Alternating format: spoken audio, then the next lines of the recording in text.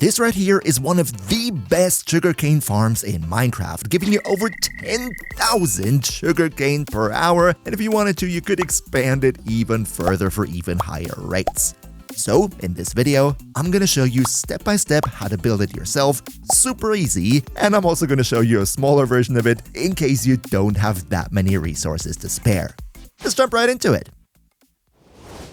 But alright, before we get into the very big version of the farm, I first want to quickly go over how to make the quote-unquote standard sugarcane farm.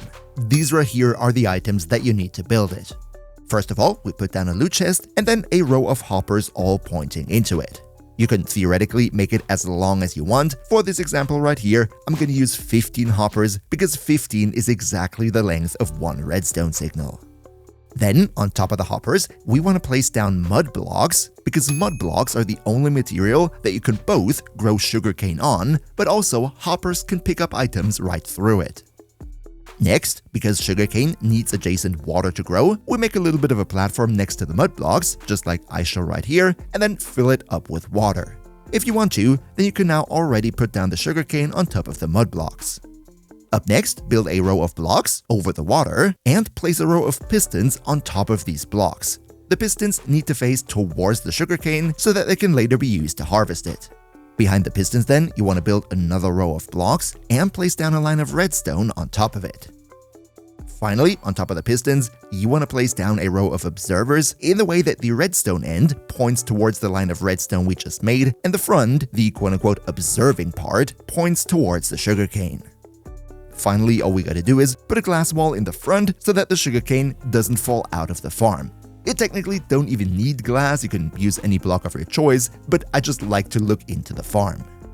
The way this whole thing now works is, if the sugarcane grows so high that it gets in front of the observer is going to notice that and create a redstone signal, and through the redstone line, activate every single piston under it, harvesting the sugarcane, which is then going to fall down on top of the mud blocks, picked up by the hoppers, and transported into the chest.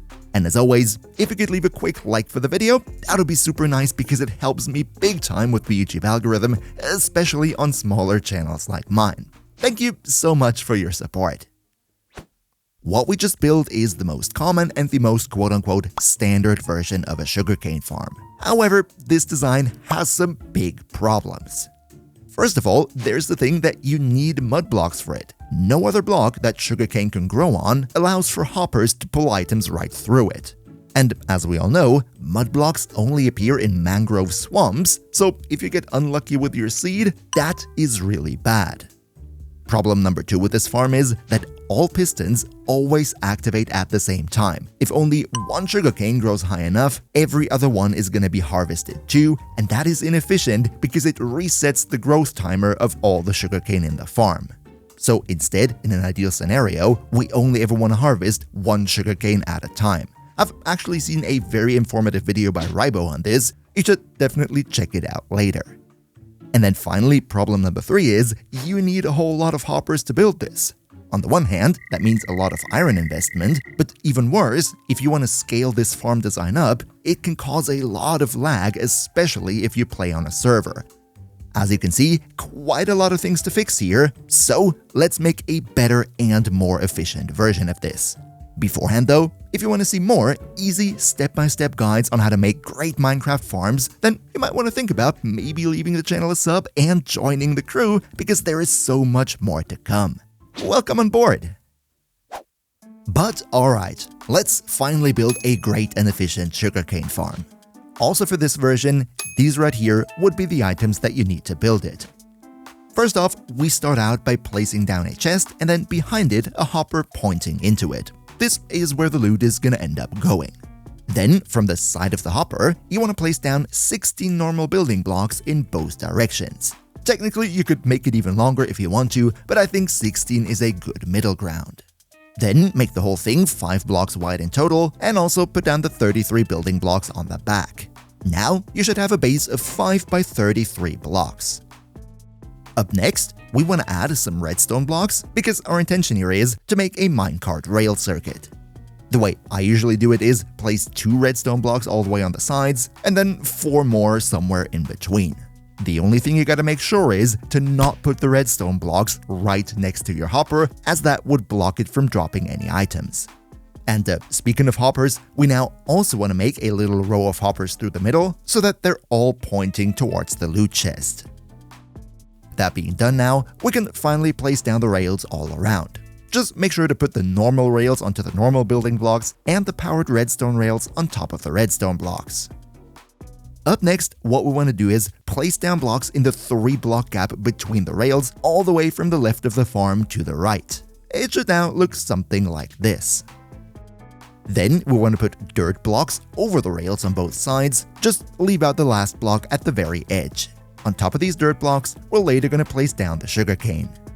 Finally, close up the edges with normal building blocks on the left and the right, and then put down water all the way into the middle of the farm that we just built. The next step would be to cover the water with another layer of building blocks 3 blocks wide all the way from the left to the right of the farm. Now, it's time to place down our pistons again, which you will do on both sides on top of the blocks that we just built. If you did it right, you should now have 2 rows of pistons, both facing to the outsides, with a 1-block gap in the middle between them. Into this gap, you now want to make one long line of redstone.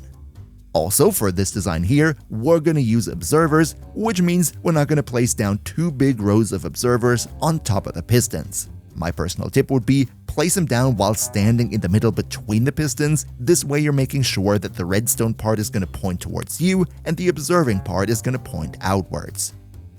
But okay, up next comes our little trick. Remember how in the beginning of the video I said it's not efficient if one observer triggers all the pistons around it if only one sugarcane grows up? Well, we can actually solve that pretty easily by just making it the way that we did here, with the redstone at the bottom behind the pistons, and then all we need to do is place down a normal row of building blocks at the top between the observers. What this does now is, if a sugarcane grows up and triggers an observer, that observer is only ever going to activate the one piston below it. But okay, now that the whole redstone part is done, all we need to do to finish up the farm is place down sugarcane on top of all the dirt blocks around, and also here, close the whole front off with a glass wall. Then on the rail below it, we're going to place down 1 hopper minecart, which will then constantly drive around in circles and pick up all the sugarcane drops that land on the dirt. The, by the way, reason why we can use normal dirt here and don't need mud blocks is that in contrast to normal hoppers, hopper minecarts can pick up items through basically every block. But now, before we end the video, let's also talk about how we can upscale this farm to its massive version that I showed in the intro, giving you over 10,000 sugarcane per hour. And the way we do this is actually pretty simple. What we built so far in the last chapter, that is one segment of the farm. What you can do now is just stack multiple of these segments on top of each other. Just one little adjustment, instead of having one chest at the bottom with one hopper pointing into it, you now want to make a whole column of hoppers like this right here to make sure that the loot from every layer of this farm will be able to drop into our loot chest at the bottom. So far, so good. You now have one ginormous sugarcane tower. But, of course, we can do much more. And that is, take this whole sugarcane tower and put multiple of them right next to each other. This way, you boost the rates even crazier, and that is also then what's going to end you up at the version of the farm you saw in the intro. However, also here, there is one minor adjustment that we need to make, and that is, instead of having one loot chest at the bottom of every single tower, we're now going to delete all the chests and just put one big chest at the side of the whole thing, and then build one row of hoppers all the way at the bottom through the middle that is going to point into our big loot chest. Just as a side note here, yes, I did say having too many hoppers can cause lag, especially on servers, but the problem here is that this version of the farm produces such crazy amounts of sugarcane that having a minecart rail at the bottom would just not be able to pick all of it up. That is why we need to have this row of hoppers at the very bottom. And now check out this super easy iron farm next to get all the iron that you need for this build right here. See you next time, and until then, craft well.